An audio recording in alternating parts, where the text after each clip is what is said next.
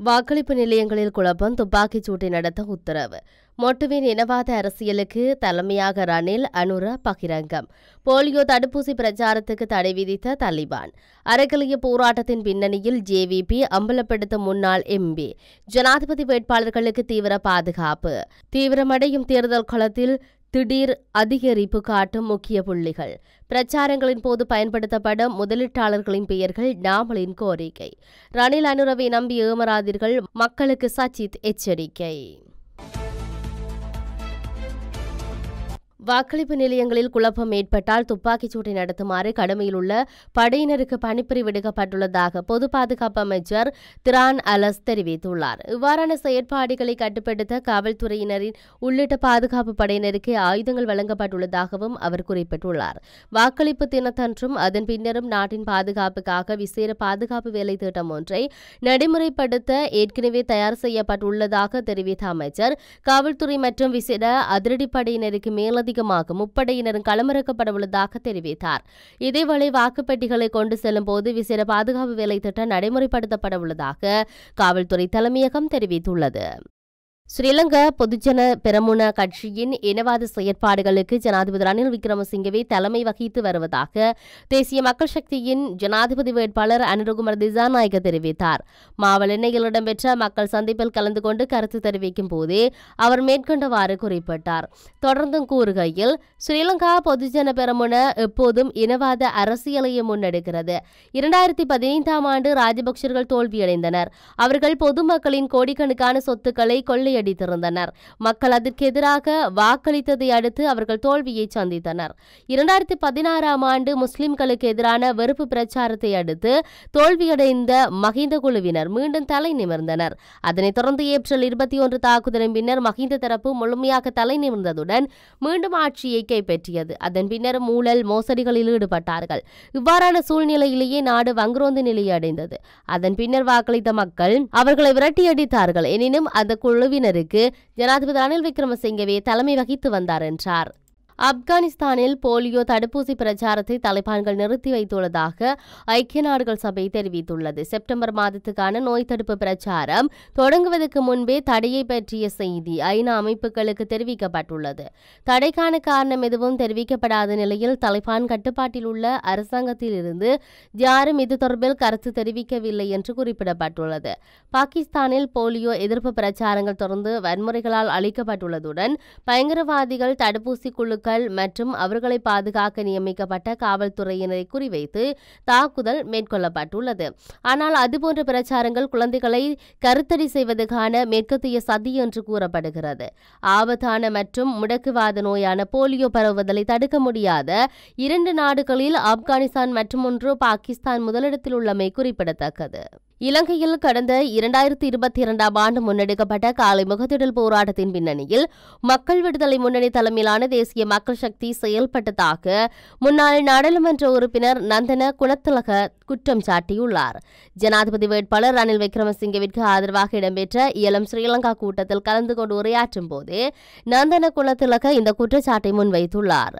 வன்முறை தொடர்பான கசப்பான வரலாற்றை கொண்டுள்ள மக்கள் விடுதலை முன்னணி கடந்த சில நாட்களாக அமைதியாக இருந்த நிலையில் 2022ஆம் ஆண்டு இடம்பெற்ற காலை முகத்திடல் போராட்டத்தின் போது வன்முறையை கட்டவிழ்த்து விட்டதாக முன்னாள் நாடாளுமன்ற உறுப்பினர் நந்தன குணத்திலக சுட்டிக்காட்டியுள்ளார்.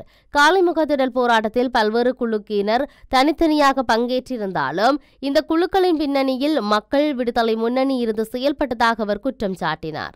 அந்த கட்சியின் உறுப்பினர்களான சுனில் ஹந்துனெத்தி மற்றும் கேடி லால்காந்த் ஆகியோர் குறித்த நடவடிக்கையை முன்னிறுத்தி வழிநடத்தியதாகவும் இதன் மூலமாக மக்கள் விடுதலை முன்னணியின் வரலாறு மீண்டும் நிரூபிக்கப்பட்டதாகவும் அவர் கூறினார். ஜனாதிபதி தேர்தலில் போட்டியிடும் 38 வேட்பாளர்களில் 25 வேட்பாளர்களுக்கு விசேட பாதுகாப்பு வழங்கப்பட்டுள்ளதாக பொது பாதுகாப்பு அமைச்சின் செயலாளர் வியானி குணத்திலக தெரிவித்தார். வேட்பாளர்களில் 9 பேர் பாதுகாப்பு கோரவில்லை எனவும் 4 பேர் பாதுகாப்பு வேண்டாம் எனவும் தெரிவித்துள்ளதாகவும் அவர் குறிப்பிட்டார்.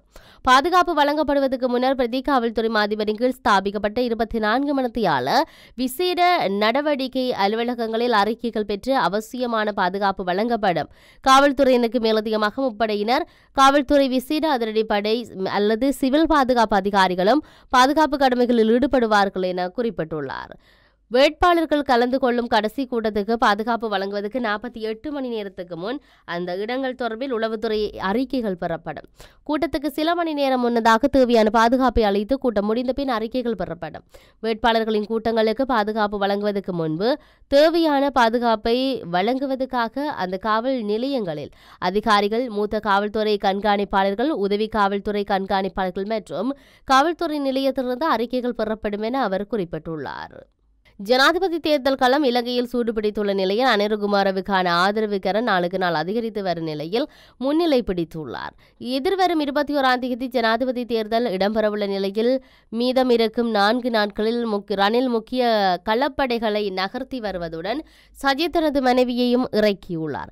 இதன் காரணமாக சஜித் பிரேமதாச தோல்வியை தழுவலாம் என்ற அச்சத்தில் முஸ்லிம் அமைச்சர்கள் சிலர் போலி பிரச்சாரங்களை அள்ளி வீசி தாக்குதல்களை எதிர்நோக்கி வருகின்றனர்.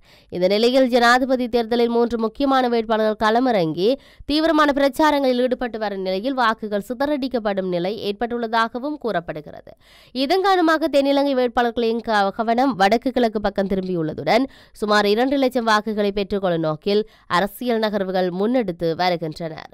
இந்த பின்னணியில் இதுவரை வெளியான கருத்து கணிப்புகளின்படி தபால் மூல வாக்கெடுப்பில் ரணில் விக்ரமசிங்கே முன்னிலை வகிப்பதாகவும் அதிகளவிலான அரச ஊழியர்கள் வாக்களித்துள்ளதாகவும் தெரிவிக்கப்படுகின்றது. இலங்கையின் முதலீட்டாளர்களின் பெயர்கள் மற்றும் விவரங்களை தமது தேர்தல் பிரச்சார கோஷங்களில் பயன்படுத்துவதை தவிர்க்குமாறு ஏனைய வேட்பாளர்களிடம் ஸ்ரீலங்கா பொதுஜன பெரமுனவின் ஜனாதிபதி வேட்பாளர் நாமல் ராஜபக்ஷ கோரிக்கை விடுத்துள்ளார். மினுவாங்கொடையில் நடைபெற்ற பேரணியில் உரையாற்றிய அவர் அரசியல்வாதிகளின் கருத்துக்களையும் சித்தாந்தங்களையும் பரிமாறிக்கொண்டு தமது பிரச்சாரங்களை தொடர வேண்டும். இதன்போது முதலீட்டாளர்களின் பெயர்களை குறிப்பிடாமல் பிரச்சாரங்களை மேற்கொள்ள வேண்டும் என்று வலியுறுத்தியுள்ளார். பெயர்கள் அல்லது தனிநபர்கள் மீது கவனம் செலுத்தாமல் மக்களுக்கு வேலைவாய்ப்புகளை உருவாக்கக்கூடிய தேவையான டாலர்களை கொண்டுவரக்கூடிய, நாட்டை அபிவிருத்தி செய்யக்கூடிய மற்றும் சரியான முதலீட்டாளர்களை ஈர்க்கக்கூடியவர்களுக்கு முன்னுரிமை அளிப்பது அவசியம் என்று அவர் சுட்டிக்காட்டியுள்ளார்.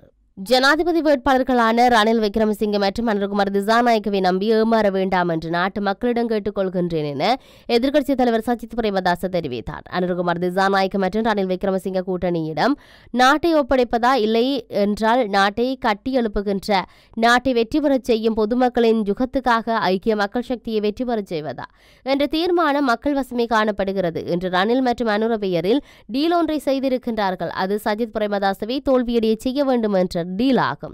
ரணில் மற்றும் அனுர அரசியல் ஜோடி எந்த அளவு டீல் செய்து கொண்டாலும் மக்களை சுபிட்சமான வளமான வாழ்க்கைக்கு கொண்டு செல்வதற்கு மக்களுடனே எமது டீல் காணப்படுகிறது என்றார்.